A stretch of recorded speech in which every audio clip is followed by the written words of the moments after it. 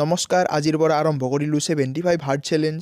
অলপ চাফ চিকুণ কৰি লাগি গ'লোঁ এক্সাৰচাইজ কৰাত। প্ৰথমতে কেইটামান পুছআপ মাৰিলোঁ, কেইটামান ডাণ্ড, এই 500 পুছআপ, স্কোৱাট, দেশী ডাণ্ড, 2টা স্প্ৰিণ্ট মাৰিলোঁ, কেইটামান চাপাতে, হনুমান ডাণ্ড আৰু তাৰপিছত এনেকৈ চিৰাত কল, খেজুৰ, গুৰ মিঠে আৰু গাখীৰ লৈ মজাকৈ খালোঁ। তাৰপিছত ছেকেণ্ড ৱৰ্কআউটখিনি কৰিলোঁ আৰু আজি কৰিলোঁ এইখিনিত শ্ব'ল্ডাৰৰ ৱৰ্কআউট।